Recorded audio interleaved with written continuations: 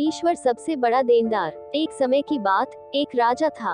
वो बहुत ही दानी था। लोगों को दान देना वो अपना काम समझता था। राजा से दान लेने के लिए बहुत भिखारी आते थे।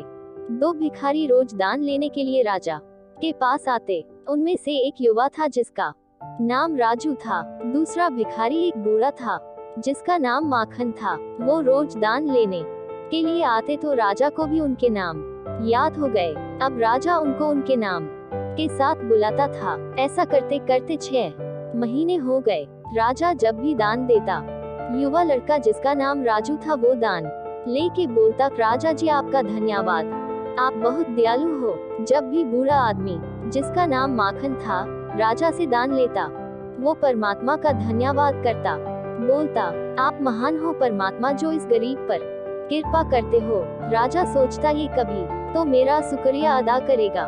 बहुत दिन निकल गए। अब राजा को गुस्सा आने लग गया। राजा सोचता दान मुझसे लेता और शुक्रिया परमात्मा का करता। एक दिन गुस्से में आकर राजा ने उस बूढ़े आदमी से पूछा, दान मुझसे लेते तो मेरा शुक्रिया करो, परमात्मा का नहीं। बूढ़ा आदमी बोला, राजा जी परमात्मा ही सबको देता है। अब राजा ने सोच लिया कि इसके मुख से अपना शुक्रिया करवा के ही रहेगा। अब राजा रोज ऐसा करता जिससे उस युवा लड़के को ज्यादा धन मिले और उस बूढ़े आदमी को कम। परंतु होता उल्टा ही। एक दिन राजा ने उस युवा लड़के को एक तरबूज दिया और उस बूढ़े आदमी को पैसे। रामू सोचता रहा कि मैं इस तरबूज का क्या करूं। उसने वो बेच दिया और पैसे लेके घर चला गया। दूसरी तरफ वो बूढ़ा आदमी आया और उसने सोचा चलो तरबूज लेके चलते हैं। उसको भी तरबूज मिला जो राजू बेच के गया था। बूढ़े आदमी ने तरबूज काटा तो उसको अंदर से सोने की खूब सारी मोहरें मिली, जिससे वो अमीर बन गया।